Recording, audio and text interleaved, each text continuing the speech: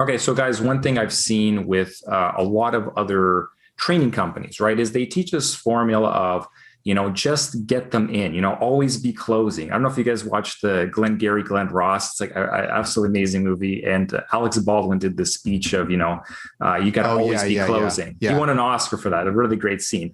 And, that And the reflects, movie like Boiler Room and things like that. Yep, I get it. yes. So they teach them, all these like tactics of, here's how you're going to get them to say yes. You're going to build it up so that, eventually they're going to accept the appointment. But every time I've seen practices work with companies like this, what happens in the beginning, they'll get a few more people coming in.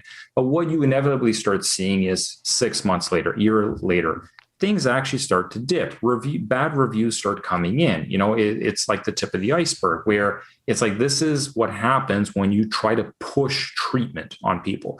Now, I think what I liked with you guys, and why like the only company we refer for training, is you've made it clear. It's like, we're not teaching you sales. It's not about sales. It's not about converting the patient. It's about, customer service. And I wonder, maybe you just talk a little bit about that. Your philosophy differs quite a bit from every other training company that I've talked to. Yeah, for me personally, I love helping people and connecting with people. And I feel like, first of all, you have to love the dental practice that you work for. You have to understand, talk to the doctor, look at their work, and really believe in it, because I think that's the first thing. And doctors, I always say, make sure your team knows what you do and how well you do it. And, if that person doesn't feel comfortable going to their own practice or their family to that practice, then they're not going to be a good person to talk about the dentistry. But I think that, rapport is the first thing for sure. You have to have that with the patients.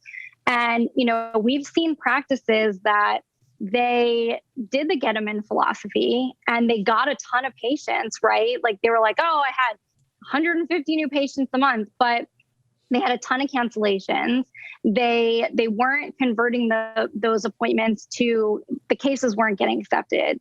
So, you have to look at all that. It's like in our practice, when we tried that, we actually tried the get them in philosophy and it didn't work. We saw, so many new patients that were coming into the office, but they weren't converting. They weren't accepting treatment. They weren't showing up. And at the end of the day, some of the months that we had, maybe 50 new patients, but they were really, really high quality new patients, were some of our highest production months. And some of the other ones were some of the lowest production months. I think that the focus needs to be on polite pre-qualification. There are different things that we do during the call to really get to know the patient and make sure you understand their needs, make sure we are the right place for them. And that we're not just booking people and telling you, come on in, we'll take care of you. And then, we don't take their insurance and they get mad, or we're way out of their budget that they wouldn't even consider coming to the office, but we just filled up a spot for them. And so all of those things, I think, really have to be looked at. Yeah, I mean, from listening to calls, you see a lot of these examples where, you touch upon, it's important that your staff know what you do. I mean, that sounds really obvious, but you'd be surprised how many practices, you hear all kinds of wonky things. Like we've had dentists who've taken Invisalign training courses. And then for 5 months afterwards, when people were calling for Invisalign, their staff says, oh, I don't think we do that here. And they would refer them to other practices down the street. And it was insane, right? Like this was in the beginning when we just started tracking calls.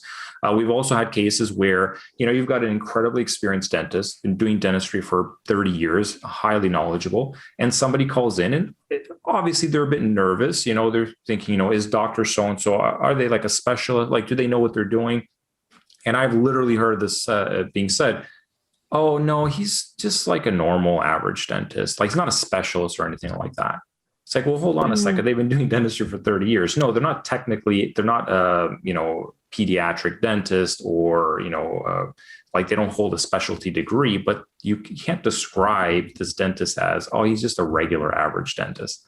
So this is where a lot of the problems happen is that, dentists aren't really sure, like, what are your people even saying to your patients? Maybe this is what you need to tackle. They're not having conversations. They're not training. No wonder this would happen. It's like, if I if Heather doesn't educate me about the different types of purses, and you ask me what purses she like, I'm going to start baffling about, I'm going to say coach, and you say coach, but anyways, the point is they got to be educated about it. And they all got to be on the same page. When they're saying that, they've not, the thing is they're not prepared for the phone call. Is the phone calls and they're winging it. And you don't wing it. You prepare for every step. I love to compare with professional athletes and great artists. Every step is prepared. And if you look at any successful business or person or what have you, every step is orchestrated again and again and again until it's right. And to be honest, those examples, Nick, all that says to me is one thing. That's an amateur practice, essentially. They're amateurs. Absolutely. They are amateurs. And what we are speaking to is being a professional. To answer something like that is a great undermining of the potential of that practice. And guess what? Is it the person's fault? It is not that person's fault to answer the phone. That's what a lot of sales training companies will do. They will show the dentist how terrible your people are. It ain't them. It's a dentist. The dentist hasn't made it a priority and hasn't trained their team. So it's very rarely the team member, unless they have a crummy attitude, don't want to be there and don't want to learn. That you can't do anything about. They got to go. Yeah.